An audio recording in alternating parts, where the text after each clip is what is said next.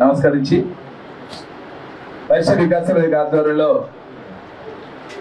ఆదివారం సాయంత్రం 3 గంటలకు నాపల్లి ఎగ్జిబిషన్ గ్రౌండ్లో వైశ్య రాజకీయ రణబేరి అనే కార్యక్రమాన్ని నిర్వహిస్తున్నటువంటి నేపథ్యంలో తెలంగాణ రాష్ట్రంలో ఉన్నటువంటి మా వైశ్య సంస్థ ఆర్యవైశ్య చైతన్య పోరాట సమితి మిత్రులు జాతీయ అధ్యక్షులు ప్రేమ్ గాంధీ ఆధ్వర్యంలో ఈరోజు బషీరావు ప్రెస్ క్లబ్లో మద్దతు కార్యక్రమం నిర్వహిస్తున్నటువంటి నేపథ్యంలో సభాధ్యక్షత మిత్రుడు ప్రేమ్ గాంధీ గారిని వహించాల్సిన విజ్ఞప్తి చేశారు. మరియు అవపా నుంచి వచ్చేసినటువంటి పెద్దలందరికీ మరియు ఏసీపీఎస్ సభ్యులందరికీ ఈ పత్రికా సమావేశాన్ని ఇచ్చేసిన వాళ్ళందరికీ మనస్ఫూర్తిగా ధన్యవాదాలు. ఆర్యవైశ్య చైతన్య పోరాట సమితి 2011 అక్టోబర్ 2 గాంధీ జయంతి రోజు స్టార్ట్ అయిన తర్వాత ఆర్థికంగా, విద్యాపరంగా, రాజకీయంగా ఈ 3 అంశాల మీద అనేకమైనటువంటి కార్యక్రమాలు చేసుకుంటూ ధర్నాలు, రాస్తారోకలు ఇది చేయలేదని కాదు, అసెంబ్లీ ముట్టడి వరకు చేసినటువంటి అనేకమైనటువంటి కార్యక్రమాల ఫలితమే మాకు కొంతమంది ప్రత్యక్షంగా పరోక్షంగా సహకరించడం. గతంలో కాచం సత్యనారాయణ గారి వైశ్య వికాస వేదిక ఫౌండర్ అయినటువంటి కాచం సత్యనారాయణ గారి అధ్యక్షతన జరిగినటువంటి వైశ్య గర్జన ఎంతగానో ప్రభావితం చేసి ప్రభుత్వంలో ఒక చలనం తీసుకొని వచ్చి దాని తర్వాతనే ఆర్యవైశ్య కార్పొరేషన్ ప్రభుత్వం ప్రకటించడం అది చాలా హర్షణీయం, సంతోషకరమైనటువంటి కార్యక్రమం. అందులో ప్రత్యక్షంగా పాల్గొనడం మేము కూడా మా అదృష్టంగా అనుకుంటా ఉన్నాం. లక్షలాది రూపాయలు, అంటే కోట్లన్నా తక్కువనే అనుకుంటా, లక్షలాది రూపాయలు ఖర్చు పెట్టి చేసేటువంటి కార్యక్రమంలో తనకంటూ ఒక బాధ్యతగా తీసుకొని ముందొచ్చి నిలబడ్డటువంటి వ్యక్తులు చాలా అరుదు. అందులో కాచం సత్యనారాయణ గారు. ఇక వారి స్ఫూర్తి లేదా వారి ప్రయాణం అవప పెద్దలు మల్లిపెద్ది శంకర్ గారు వారు అన్నీ చెప్పడం జరిగింది. కుటుంబ నేపథ్యం, వారు ఎట్లా అయ్యింది, ఎన్ని త్యాగాలు అనేటువంటి అంశం వారంతా కూడా తెలియజేశారు. కాబట్టి నేను అక్కడ పోకుండా స్ట్రైట్ వే పాయింట్ వరకే రావాలని అనుకుంటా ఉన్నాను. ఆర్యవైశ్య చైతన్య పోరాట సమితి ఆర్థికంగా, విద్యాపరంగా, రాజకీయంగా ఈ 3 అంశాల మీదనే మేము సుమారు 14 సంవత్సరాల నుంచి కార్యక్రమాలు చేస్తూ ఉన్నాం. అనేక అవమానాలు, అసలు ఊహించని విషయం ఏంటంటే ప్రతి క్షణం ఒక అవమానం, అన్ని ఫేస్ చేసుకుంటూ కూడా నిలబడ్డాం. ఒకటే ఒక కారణం, ఏదో ఒక రోజు సరైనటువంటి అవకాశం రాకపోదా, ఉండకపోదా అనేటువంటి ప్రయత్నం. ఏదేమైనా మా లక్ష్యంలో ఆర్థికంగా ఒక బలం ఏంటంటే కార్పొరేషన్ ప్రకటించడం. సరే, ప్రభుత్వం నిధులు ఇచ్చిందా ఇవ్వలేదా అనేటువంటి విషయంలో మళ్ళా తర్జన భర్జనలో దాని మీద ఖచ్చితంగా పూర్తి స్థాయి ప్రయాణం చేస్తాం. ఆర్థికంగా ఎంతో కొంత ప్రభుత్వం ఆదుకుంటున్న ధైర్యం అక్కడ కార్పొరేషన్ ఇవ్వగానే వచ్చింది. ఇక రెండోది విద్యాపరమైనటువంటి అంశం. ఇదే డబ్బుతో కూడుకున్నటువంటి విషయాలు. అనేక సంస్థలు, చాలామంది నన్ను గతంలో కూడా అన్నారు, ఇన్ని సంస్థలు ఉన్నాయి కదా మళ్ళీ ఇంకొకటి పోరాట సమితి ఎందుకంటే, ఏ సంస్థ చేసినటువంటి కార్యక్రమాలు మేము ఎక్కడ చేయలేదు. ఉగాది పండుగ కానీ, వన భోజనాలు కానీ, లేదా సామూహికంగా చేసేటువంటి కార్యక్రమాలు ఎక్కడ చేయలేదు. ఏదైతే సమస్య వస్తేప్పుడు సమస్యకి యుద్ధం చేశారన్నటువంటి వాతావరణం, సమస్య మీద మనం ఖచ్చితంగా గలమెత్తాలి, ప్రశ్నించేటువంటి వాదన ఉండాలనేటువంటి తపనతోనే పనిచేస్తూ ఉన్నాం. అందులో భాగంగానే రాజకీయంగా ముందుకు రావాలనేటువంటి మా 3వ లక్ష్యంలోనే రాజకీయంగా. ఈ రాజకీయంగా అనే వరకు అనేకమైనటువంటి ఆలోచనలు, ఆయా రాజకీయ పార్టీలు, ఆ పార్టీలలో వారికి ఉన్నటువంటి ప్రాతినిధ్యం. గతంలో 2018లో ఈ రాజకీయంలో నేనేదో మార్పు చేసేస్తా, రాత్రి ఏదో అయిపోతుందని నేను కూడా ఆలోచించిన తర్వాత నా చిన్నగా లేదు ఉరుకులాట, ఒక సొంత రాజకీయ పార్టీ పెట్టాలి, లేదా నేనే ఈ రాష్ట్రానికి ముఖ్యమంత్రి అయిపోతా అనేటువంటి కదలికతో భయంకరమైనటువంటి ప్రయత్నాలు చేసిన. తర్వాత అర్థమైంది అది కాదు, గ్రామ స్థాయిలో చాలా లోతుగా పనిచేయాల్సినటువంటి అవసరం ఉందని.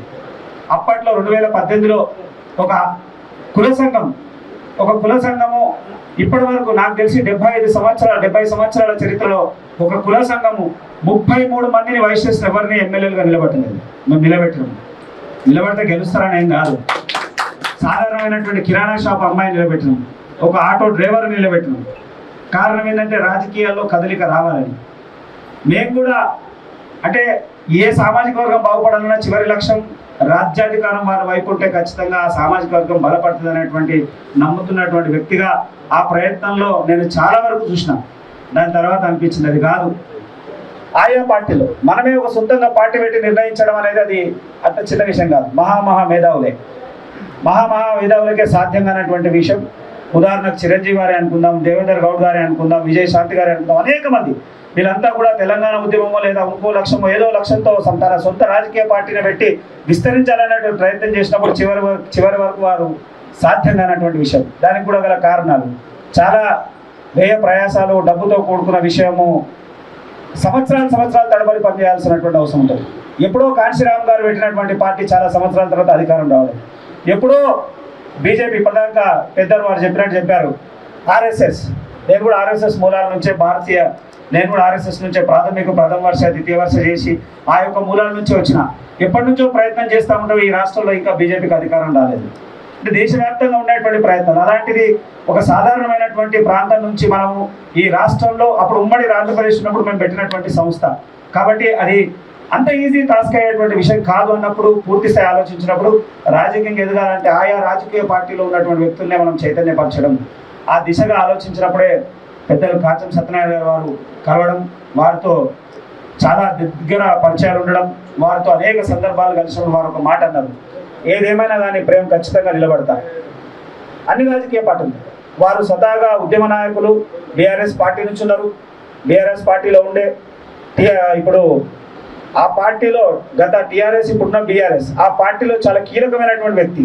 అయినా వారు ఒకటి అన్నారు, నేను పార్టీలకు అతీతంగా అన్ని పార్టీల మీద నిలబడతాను, కలిసి చేద్దాం, మన వయసులో రాజకీయంగా ఉనికిని తీసుకొచ్చేటువంటి ప్రయత్నం చేద్దాం, ఖచ్చితంగా మన సంఖ్య శాసనసభలో అసెంబ్లీలో మన సంఖ్యను పెంచే ప్రయత్నంలో నేను చాలా కీలకంగా ఉంటాననేటువంటి ఆలోచన వారు తీసుకురావడం, గతంలో వైశ్య గర్జన నిర్వహించడం, ఇలా రాజకీయ రణబేరి నిర్వహించడం, వారికి మనస్ఫూర్తిగా మా ఏసీపీఎస్ తరఫున ధన్యవాదాలు తెలియజేస్తా ఉన్నాం. చాలా విషయాలు ఉన్నాయి, బాధలు ఉన్నాయి, సమస్యలు ఉన్నాయి, కానీ ఇప్పుడు ఇది సందర్భం కాదు. అదొకటైతే చెప్తా ఉన్నాం, రేపు జరగబోయేటువంటి సమావేశానికి సంపూర్ణమైనటువంటి మద్దతు ఇవ్వడానికి మేము సిద్ధంగా ఉన్నాం, దాంట్లో ఏమాత్రం సందేహం లేదు. అయితే ఒకటి ఆలోచన, ఏదేమైనా కానీ అన్ని సంస్థల్ని కలిపే ప్రయత్నం మేము ఎంత చేసినా ఎంతో కొంత ఎక్కడో ఒక దగ్గర వస్తూ ఉంది. అయితే ఒక్కటే, ఎవరైనా నిజంగా చెప్తా ఉన్నా, ఏదైనా సందర్భం వచ్చినప్పుడు రాగదు, మన పర్సనల్ ఎన్నో తీసి పక్కన పెట్టండి, మన పర్సనల్ 100 ఉండండి, అన్ని తీసి పక్కన పెట్టండి. అవకాశం వచ్చినప్పుడు ఒక వేదిక మీద అందరం ఒక్కటిగా ఉండేటువంటి ప్రయత్నం చేయాలి. ఇలా బీసీల ఐక్యత చూస్తే నేనే ఆశ్చర్యపోయినా. చరిత్రలో బీసీలు ఒకటైతారని నేను ఎప్పుడు అనుకోలేదు, కానీ ఇలా ఆ బీసీల ఐక్యత చూసి ఆశ్చర్యపోయేటువంటి పరిస్థితులు వచ్చినాయి. అన్ని రాజకీయ పార్టీ, కాంగ్రెస్లో కానీ, బీజేపీలో కానీ, టీఆర్ఎస్లో కానీ, లేదా సిపిఎం, సిపిఐ, ఏ పార్టీ అయినా సరే బీసీలు అనే వరకు వాళ్ళంతా ఏకమవుతా ఉన్నారు. ఆర్థికంగా మనం ఎంత బలంగా ఉన్న మన సామాజిక వర్గం, కానీ రాజకీయంగా వచ్చే వరకు చాలా శూన్యమైనటువంటి పరిస్థితులు ఉన్నాయి. మనకు ఒక దిక్సూచి, ఒక బలమైనటువంటి వ్యక్తి, బలమైనటువంటి శక్తి అవసరం. అలాంటి వేదికలై ఇప్పుడు మనం నిర్వహిస్తున్నటువంటి రాజకీయ రణబేరి, ఇలాంటి వేదికని ప్రత్యేకంగా వారు నిర్వహిస్తున్నందుకు మా ఏసీపీఎస్ తరఫున పూర్తి స్థాయిలో మేము మద్దతు ఇస్తాం, దాంట్లో ఏమాత్రం సందేహం లేదు. ఒకటే లక్ష్యం కానీ ఏదేమైనా కానీ 150 డివిజన్లు, 1000 కోటి మంది జనాభా ఉన్నటువంటి హైదరాబాద్ భాగ్యనగర్ 150 డివిజన్లు ఉన్నాయి. అవి విస్తరిస్తే ఇంకెన్నైతాయో ఒకటి మాత్రం క్లియర్గా, దయచేసి మీరు అన్ని రాజకీయ పార్టీల్లో కనీస ప్రాతినిధ్యం, కనీసం ఒక 10 మంది ఎంపీలు కార్పొరేటర్లు ఇచ్చిన, 10 మంది కార్పొరేటర్లకు ఇచ్చిన, ఒక్కొక్క పార్టీ నుంచి 10 మంది ఇచ్చిన, 3 పార్టీలు అంటే 30 మంది, కనీసం 10-12 మంది అవుతారు. ఇవాళ ఒకే ఒక కార్పొరేటర్ ఉంది. గతంలో కూడా ఒకే ఒక కార్పొరేటర్, ఇప్పుడు కూడా ఒకే ఒక కార్పొరేటర్. గతంలో అయితే విచిత్రమైన కార్పొరేటర్, దాని మీద పూర్తిగా మనం ప్రస్తావించడం కూడా బాగుండదు. ఒకే ఒక కార్పొరేటర్, ఒకే ఒక ఎమ్మెల్యే. ఇంత పెద్ద రాష్ట్రం, 119 మంది ఎమ్మెల్యేలో ఒకరే ఒకరు ఉన్నటువంటి పరిస్థితి. ఇక కార్పొరేషన్లో అది డబ్బుతో కూడుకున్నటువంటి విషయం. ఎవరికి ఎక్కువ డబ్బు ఉంటే వాళ్ళకు ఇచ్చేటువంటి పరిస్థితులు. అది డబ్బు ఇచ్చి కొనుక్కునేటువంటి మేనేజ్మెంట్ పోస్టులు, ఇవన్నీ మేనేజ్మెంట్ కోటాలు ఎట్లయితే సీట్ కొనుక్కుంటారో మేనేజ్మెంట్ కోటాల తీసుకునేటువంటి కార్పొరేషన్ పదవులు, అవి ప్రజాప్రతినిధులకు వచ్చిన అంశం కాదు. ఒకటే చెప్తా ఉన్నాం, ఖచ్చితంగా మీ ప్రాంతాల్లో బలమైనటువంటి వాతావరణం తీసుకొచ్చేటువంటి ప్రయత్నం చేద్దాం. దానికి మేము ముందు వరుసలు ఉంటున్నందుకు ఈ అవకాశం కల్పించిన వారికి ప్రత్యేకంగా ధన్యవాదాలు తెలియజేస్తా ఉన్నాం.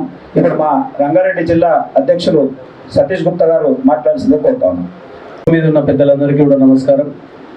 కాచం సత్యనారాయణ గారు నిర్వహిస్తున్నటువంటి ఆర్యవైశ్య రాజకీయ రణబేరికి రంగారెడ్డి జిల్లా తరఫున పూర్తి మద్దతు తెలుపుతున్నామని మనస్ఫూర్తిగా చెప్తున్నాం.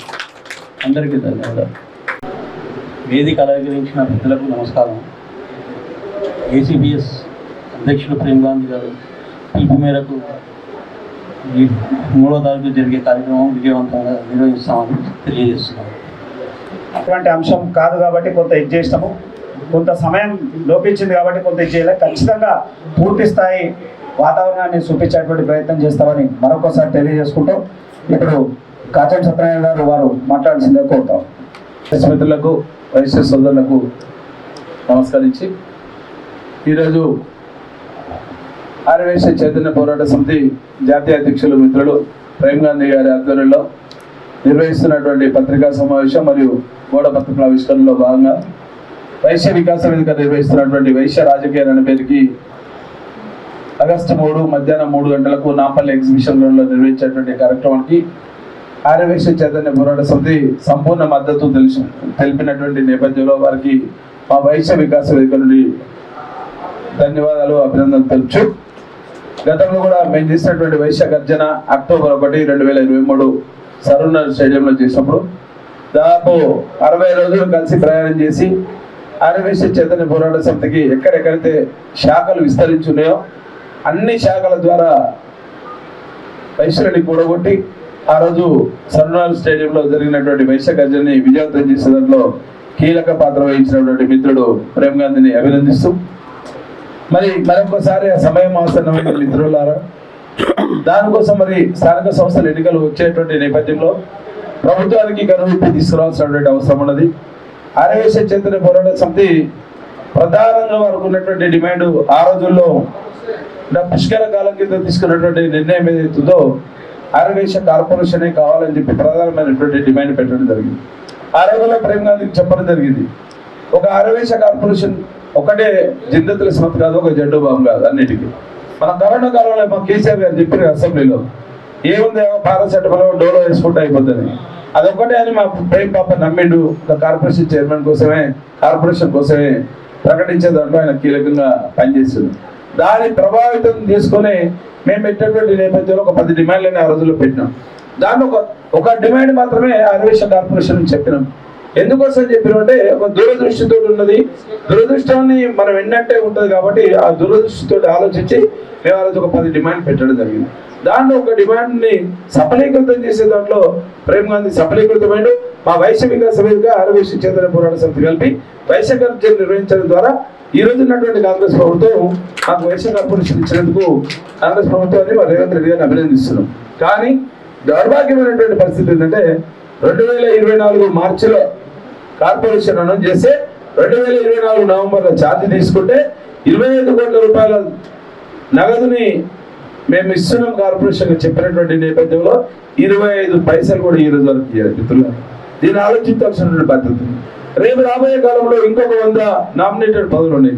దాదాపుగా 120, 130 నామినేటెడ్ పదవులు ఇస్తే ఒక్కరికి మా కల్వ సుజాత గారికి ఆర్యవైశ్య కార్పొరేషన్ చైర్మన్ ఇచ్చి కులపరంగా మీకు ఇష్టమని చెప్పి పక్కన కూర్చోబెట్టి పాపం రేపటి కానీ ఎవరు తింటాలి, ఎవరికి ఏమైందంటే కులాల్లో పంచాయతీ అయినప్పుడు మా వయసు బిడ్డని మేము అనుకునేటువంటి పరిస్థితికి దాపురించినటువంటి దాఖలాలు ఉండే ప్రభుత్వం ఆ రకంగా చేసింది. రాజకీయ పట్ల అట్టేసి ఆర్యవైశ్య కార్పొరేషన్ డిమాండ్ కూడా వచ్చినటువంటి నేపథ్యంలో 2018లో గతంలో ఉన్నటువంటి బీఆర్ఎస్ ప్రభుత్వం కేసీఆర్ గారు ఆర్యవైశ్య కార్పొరేషన్ 2018లో అనౌన్స్ చేస్తున్నటువంటి నేపథ్యంలో అక్కడికి వెళ్ళి ఊపందుకొని వాసవి క్లబ్స్ కావచ్చు, ఆఓపల్ కావచ్చు, తెలంగాణ రాష్ట్ర ఆర్యవైశ్య మహాసభ కావచ్చు, ఇంటర్నేషనల్ సంఘాలు కావచ్చు, ప్రముఖంగా నాంది ప్రోత్సాహం చేసింది ఏసీపీఎస్. అన్ని కూడా అందరూ కలిసి ధర్నా చేయడం చేసింది, రాస్తారోకలు చేసింది, రాష్ట్ర వ్యాప్తంగా చేసింది. కానీ అందరు ఏమైనా ఈరోజు అక్కడితో కార్పొరేషన్ తోటి సైలెంట్ అయిపోయారు. దురదృష్టం ఏంటంటే చట్టసభలో మన యొక్క వారి వినిపించేటువంటి నాదుడే లేకపోయాడు. ఒకే ఒక శాసనసభ్యుడు. 119 నియోజకవర్గాలు ఉంటే 119 నియోజకవర్గాల్లో మనం పెట్టేటువంటి డిమాండ్ ఏమంటే జనాభా దామాషా ప్రకారం మా వాటా ఎంతో తెలుసుకోవడం. రేవంత్ రెడ్డి గారు ప్రభుత్వం ఒక అడుగు ముందుకేసి బీసీ రిజర్వేషన్ల కోసం 42% రిజర్వేషన్ ఇచ్చిందని వైశ్య కమ్యూనిటీగా వైశ్య వికాస వేదిక ద్వారా తెలంగాణ ఉద్యమకంగా స్వాగతిస్తున్నారు. 42 ఉందా, 46 ఉందా, 52 ఉందా అనేది అది అప్రస్తుతమైనటువంటి విషయం కావచ్చు. ఆ సామాజిక వర్గాలకు సంబంధించినటువంటి వాళ్ళు ఫైట్ చేస్తారు. కానీ ప్రభుత్వం ఒక నిర్ణయం తీసుకుందంటే దాదాపుగా దాన్ని అందరూ ఆమోదించాల్సినటువంటి విషయం ఉంది. కాబట్టి మేము దాని ద్వారా ఈరోజు మేము ఏమంటామంటే 42% రిజర్వేషన్ మీరు ఇచ్చినటువంటి నేపథ్యంలో అగ్రవర్ణాలుగా చెప్పుకున్నటువంటి మేము ఎవరైతే ఉన్నామో మాలో ఉన్నటువంటి జనాభాని ఆ జనాభా నిష్పత్తిని తెంచమని చెప్తున్నాం. గతంలో సమగ్ర కుటుంబ సర్వే ప్రకారం 4% ఉందని చెప్పి అనధికారికంగా లెక్కల ప్రకారం మార్పున్నాయి. కానీ ఈ రోజు మరి కులగణన ద్వారా 3%, 3.5% ఉందని చెప్పి కాంగ్రెస్ ప్రభుత్వంలో ఉన్నటువంటి కొంతమంది పెద్దలు లీకులు ఇస్తున్నారు. ఒకవేళ 3 ఉన్నా 3.5 ఉన్నా రేపు రాబోయే కాలంలో స్థానిక సంస్థల ఎన్నికల్లో మేము ఇన్ఫ్లుయెన్స్ చేయాల్సినటువంటి అవసరం ఉంది. ఇన్ఫ్లుయెన్స్ చేసేటువంటి కమ్యూనిటీలో ఉన్నాం కాబట్టి మాకు ఆ దావాస ప్రకారం ఉన్న కనీసం ఒక 30 ఎంపీపీలు 30 జెడ్పీటీసీలు ఇవ్వమని మేము డిమాండ్ చేస్తున్నాం. మీ పార్టీలో పనిచేసేటువంటి వ్యక్తులకు, కాంగ్రెస్ పార్టీలో సభ్యత్వం ఉండి కాంగ్రెస్ పార్టీలో పనిచేసేటువంటి మా వైశ్య సోదరులు ఎవరైనా ఉంటే వాళ్ళకు నామినేటెడ్ పదవుల్లో భాగస్వామ్యం కల్పించవద్దు. ఎందుకంటే ఎట్లా మీరు ఎమ్మెల్యే టికెట్ ఇవ్వలేరు, ఎంపీ ఇవ్వలేరు, 2004 ఇవ్వలేదు, 2009 ఇవ్వలేదు, 2018 ఇవ్వలేదు, 2014 ఇవ్వలేదు, 2023లో కాంగ్రెస్ పార్టీ ఇవ్వలేదు. భారతీయ జనతా పార్టీ ఒకటే టికెట్ 2023 ఇచ్చింది, బీఆర్ఎస్ పార్టీ ఒకటే టికెట్ ఇచ్చింది. ఆ 2 టికెట్లు కూడా నిజామాబాద్ అర్బన్లో ఇచ్చింది. సో దాని తర్వాత ఇప్పటి వరకు మేము చట్టసభలో పోయేటువంటి పరిస్థితి లేదు. రేపు రాబోయే కాలంలో 2028 కావచ్చు, 2029 కావచ్చు, సార్వత్రిక ఎన్నికలు వచ్చినప్పుడు 34 అసెంబ్లీలు పెరుగుతున్నాయి, పార్లమెంట్ పెరుగుతున్నాయి. డెఫినెట్ గా మా జనాభా అంశం ప్రకారం ప్రతిపక్ష పార్టీ కానీ పాలక పక్షాన్ని కానీ మేము డిమాండ్ చేస్తాం. మళ్ళీ ఒక సమర పేరుని మేము నిర్వహిస్తాం. దాని ద్వారా 4-5 అసెంబ్లీ స్థానాలు తీసుకునే దాంట్లో మేము కీలకంగా పనిచేస్తాం. మాకు ఇచ్చిన టికెట్లలో బరాబర్ 100% గెలిపించి చూపించేటువంటి బాధ్యత కూడా మా వైశ్య వికాస వేదిక ముందుంటుంది. మేము ఒక వైశ్య వికాస వేదిక నిర్వహించడమే కాదు, మాకు ఏ సంఘాలతో కూడా పోటీ లేదు. మేము అబ్సల్యూట్ గా మా వేదిక అనేది కులం కోసం పనిచేసేటువంటి, కులంలో ఉన్నటువంటి అణగారిన వర్గాల కోసం పనిచేసేటువంటి వేదిక తప్ప పార్టీలకు తొత్తుల్లాగానో ఇంకో సంఘానికి తొత్తుల్లాగానో మా వేదిక పనిచేయదు. దానికోసమే మా దాంట్లో ఉన్నటువంటి అన్ని సంఘాలను కూడా కలుపుకొని పోయి ఈరోజు మాకు మద్దతు తెలుపుతుంటే మేము చేసేటువంటి పనిలో నిబద్ధత ఉంది, నిజాయితీ ఉన్నది, సంకల్ప బలం ఉన్నది అని చెప్పడం కోసమే వీళ్ళందరూ కూడా మద్దతు తెలిపారు. ఇదే విధంగా రేపు రాబోయే ఆగస్టు 3న వైశ్య రాజకీయాల పేరుకి మద్దతు తెలిపినటువంటి అన్ని సంఘాలు కూడా పేరు పెన్న ప్రెస్ మిత్రుల ద్వారా, ప్రచార సాధనాల ద్వారా, ప్రసార మాధ్యమాల ద్వారా అందరూ కూడా మరొకసారి నమస్కారం తెలుసు. తప్పకుండా విజయవంతం చేసే దాంట్లో కీలకంగా వ్యవహరిస్తారని చెప్పి మా ప్రేమ్ గాంధీ మనస్ఫూర్తిగా వారిని అభినందిస్తూ మరొకసారి వైశ్య రాజకీయ రణబీని విజయవంతం చేసే దాంట్లో కీలకంగా పనిచేస్తారని ఆశిస్తున్నాను. ఇంతతో ముగిస్తున్నాను. జై తెలంగాణ, జై వైశ్య.